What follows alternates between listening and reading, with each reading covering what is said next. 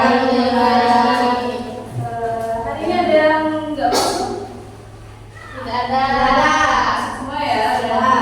Oke, kalau masuk semua kita akan melanjutkan materi kita yang pekan kemarin ya.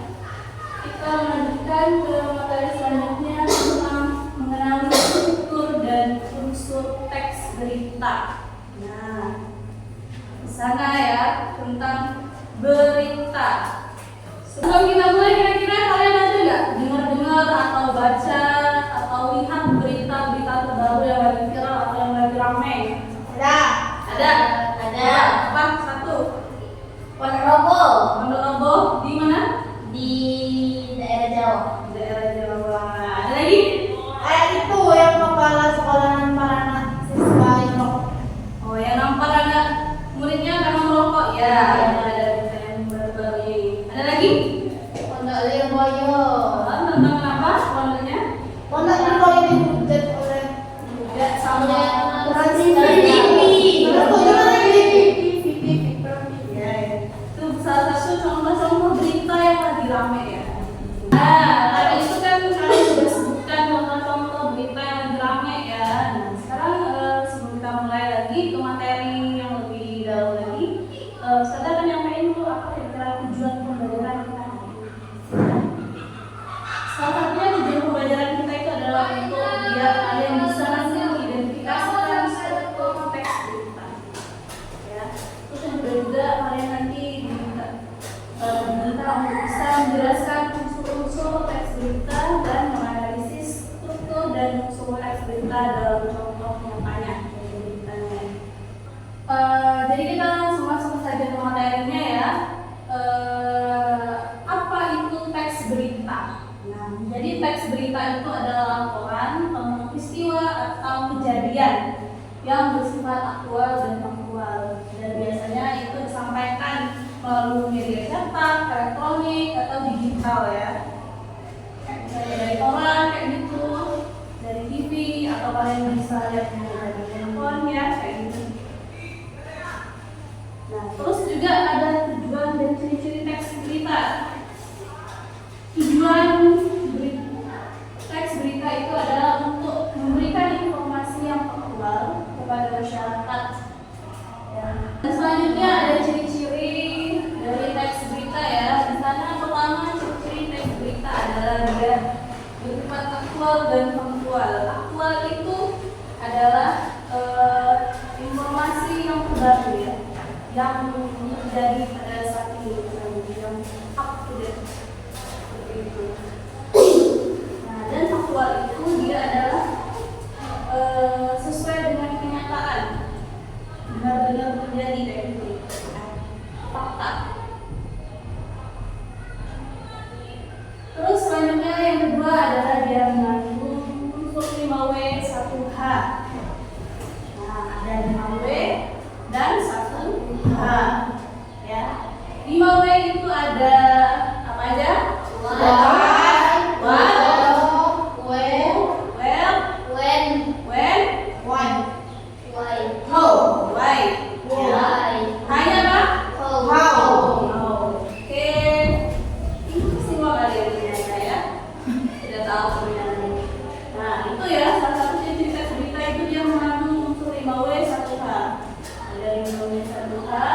Terus yang ketiga ciri-cirinya itu dia menggunakan bahasa baku dan logis.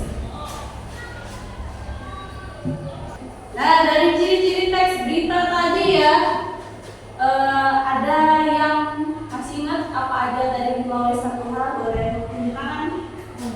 Oke, Sifah. What? Why? When? Where? Terus? Who? Itu how. Oke, jawaban yang benar sekali ya, bagus sekali Bu Sifah.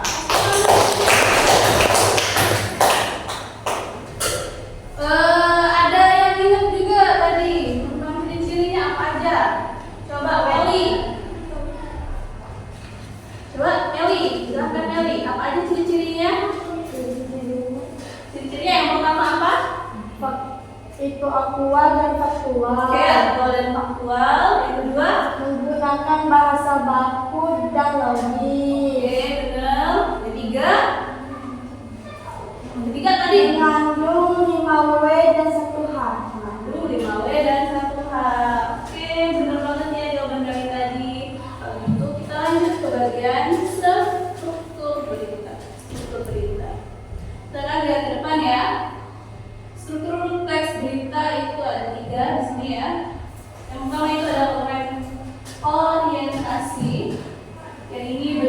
tentang pembukaan berita atau gambaran umum tentang peristiwa yang sedang terjadi. Itu orientasinya tentang pembukaan berita atau gambaran umum peristiwanya. Biasanya gambaran umumnya itu di cantumkan gitu. Terus yang keduanya itu ada peristiwa. Isinya itu tentang urutan kejadian utama. Urutannya. Urutan kejadian yang sedang terjadi. Terus yang ketiga itu ada sumber berita. Sumber berita itu apa, Mel sih? Tahu nggak sumber berita apa? Pihak yang memberi informasi.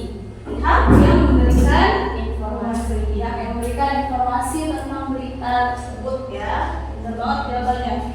Jadi struktur teks berita itu ada 3, ada orientasi, peristiwa, dan sumber berita. Ya. Ini yang secara singkatnya saja ini. Lanjut ke bagian unsurnya.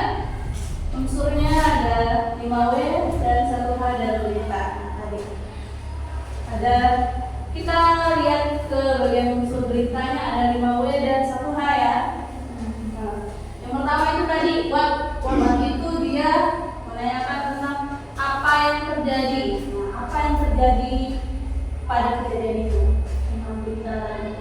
Terus yang kedua ada siapa yang terlibat, siapa aja kira-kira yang terlibat tentang tadi pembunuhan tadi misalnya berita tentang pembunuhan, siapa aja kira-kira pelakunya atau korbannya kayak gitu ya yang terlibat di dalam berita itu.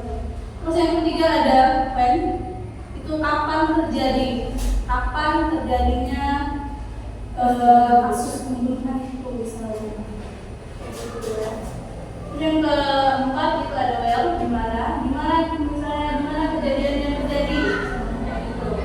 Terus yang kelima why, tentang mengapa terjadi, kenapa kok bisa terjadi suatu kasus pembunuhan itu.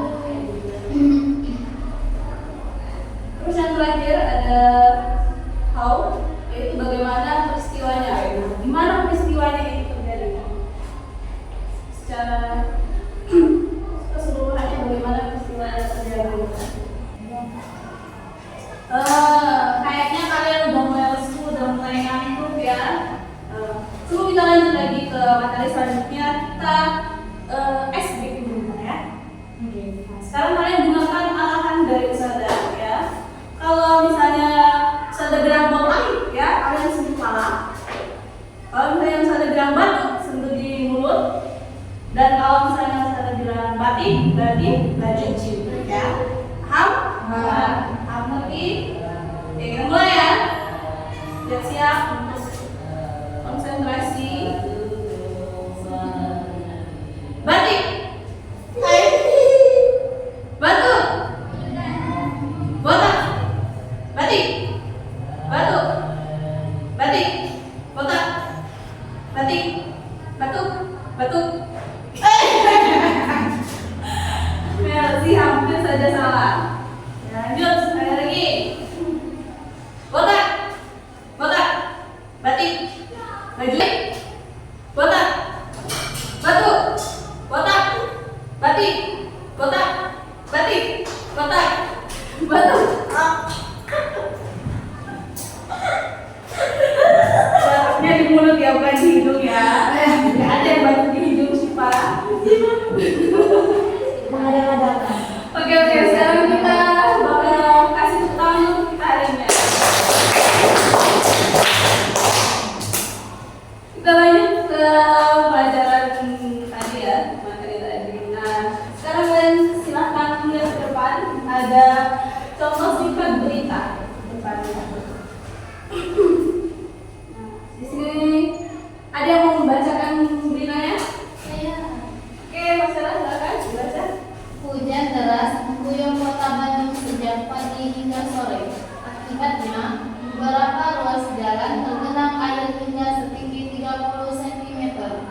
Menurut BMKG, curah hujan tinggi disebabkan oleh cuaca ekstrim. Nah, ya. Tadi namanya sudah membacakan contoh berita. Sekarang kita untuk coba menganalisisnya ya bareng-bareng. tentang berita yang sudah dibacakan sama temennya. Sekarang kita analisis ya, yang berita yang tadi dibacakan. Kita analisis dulu dari strukturnya. Dari berita tadi ada orientasi, ada yang masih ingat tadi orientasi itu apa? Pembukaan berita. Coba Syifa apa? Sebutin. Pembukaan berita atau gambaran umum. Orientasi itu adalah pembukaan berita atau gambaran umum tentang kejadiannya. Nah, dari contoh berita tadi ya, orientasinya itu adalah hujan deras mengguyur Bandung. Itu adalah gambaran umum tentang berita yang tadi dibacakan sama temennya ya. Kalau misalnya berita itu, gambaran umumnya itu adalah tentang hujan deras yang terjadi di Bandung. Terus peristiwa apa tadi peristiwanya? Banjir. Peristiwanya adalah banjir di beberapa ruas jalan di Bandung ya. Gitu. Itu adalah urutan kejadiannya. Gitu. Terus yang terakhir itu sumbernya dari mana? BMKG. Di BMKG ya. Oke, karena kalian sepertinya sudah paham semua dari yang saya sampaikan tadi, kita akan lanjut untuk latihan ya. Silakan kalian buka buku di halaman 24.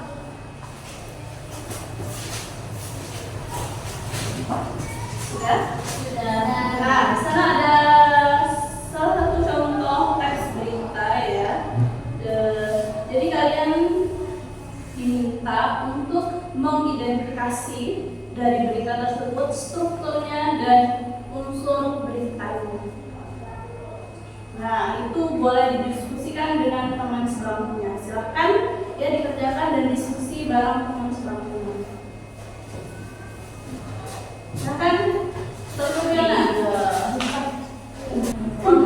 Silakan didiskusikan ya dan identifikasi struktur dan unsur dari teks berita tersebut. Strukturnya.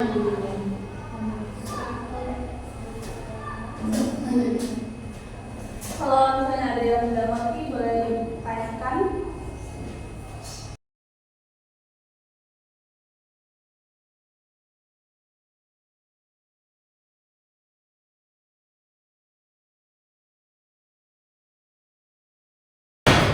Ada yang mau ditanyakan?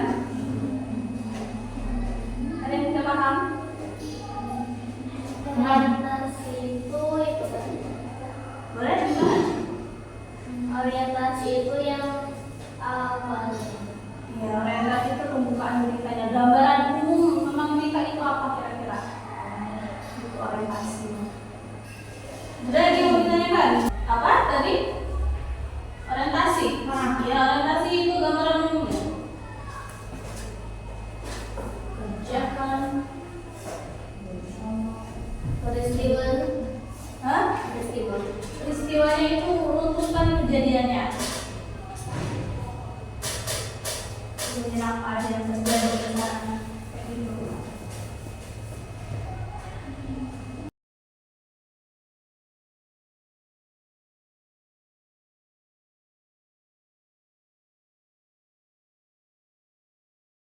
Paham? Ngerti? Atau tadi umum. Bingung yang mana? Kan Ini mana dia? Ini tentang kebocoran, kebocoran data. Semuanya tuh ini ada yang ini dia ngomong, kita biasanya ngomong atau apa nggak pilih? Jadi kan dia ada kebocoran kayak gitu langsung itu berarti langsung ditangani sama orang bagian itu. Jadi coba dibantu kejadiannya. Kalau ada kebocoran langsung ditangani.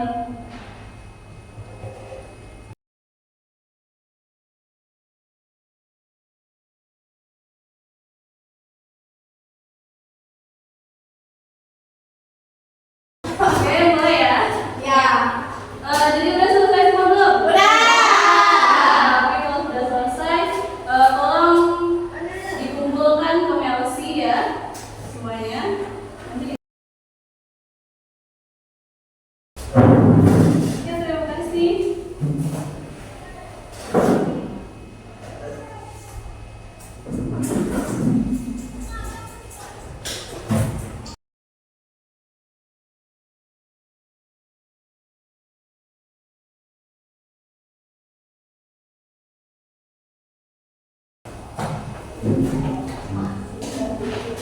Ini ya.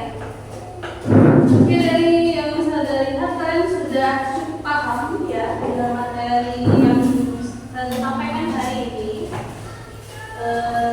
Jadi saya menyampaikan kesimpulan dari pembelajaran kita hari ini ya, untuk jadi kalian harus ingat kalau berita itu bukan hanya tentang suatu peristiwa saja, tetapi ya ada makna yang tersembunyi di balik dari sana. Dan kalian harus terus berpikir kritis dan bijaksana dalam menerima informasi. Jadi jangan langsung ambil aja semua informasi yang kalian dapatkan. Harus diteliti dulu benar atau tidaknya. Ya. Karena kemarin kita sudah belajar kan tentang membedakan bagaimana kalimat yang fakta dan kalimat opini. Jadi kalian sudah tahu bagaimana ciri-ciri kalimat yang fakta dan bagaimana yang opini. Karena di dalam berita itu juga banyak yang seperti itu. Ada yang cuma hanya opini saja, ada juga fakta yang benar-benar memang sudah terjadi. Jadi kalian harus berpikir kritis dan bijak ya untuk menerima informasi dari berita. Oke, langsung saja ya. Gitu sudah juga habis jam pelajarannya. Sebelum itu kita kasih close dulu yang sudah